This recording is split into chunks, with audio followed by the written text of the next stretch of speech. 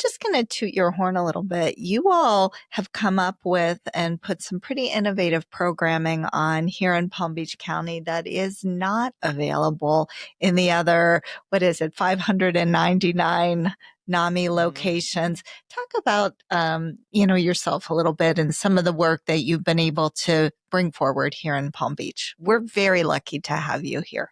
Well, I mean, and we're so lucky to be situated here in Palm Beach County with the resources and the support that we have.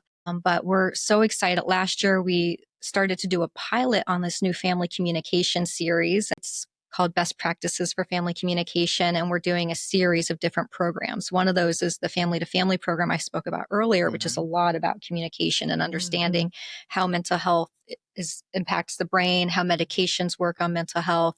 There is some information on co-occurring disorder and supporting your family member through those challenges. And also at NAMI, side note, we talk a lot about cannabis-induced psychosis or other co-occurring issues within the program. So that we were also offering, of course, I was talking about earlier, integrative resilience training, which is something that was created here by Cheryl Checkers and Amanda Kopaz. And they created that program so that people could look at, how do I work on those challenges that I faced in my life? How can I build those positive coping skills and overcome those challenges and face it day to day? And, a lot of the family caregivers, they face a lot. And so we help to train them to support themselves and to support their loved one.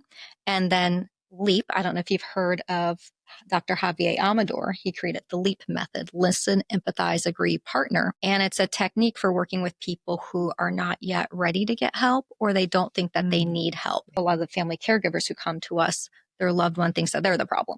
Right. Of course. Or, they just don't see it, or they don't want the help. And so how do you as a family member deal with that? How do you cope with that? And so we teach a lot of communication skills on just meeting the person where they're at and trying to work with them while protecting yourself and protecting the family and, having those wellness resources. And then the newest one is called Psychosis Reach. And it comes out of the University of Washington. And so we've made a modified version of that. One of our local volunteers, she's a family ambassador with the University of Washington Psychosis Reach program. And so within that program, we talk to family members about what is it like to live with somebody who has psychosis? How do you communicate with them? And it's been a really game-changing program for us. And it's not something that a lot of people have access to. And so after they go through our introductory program, we connect them to the university so that they can then go and take the full program with University of Washington.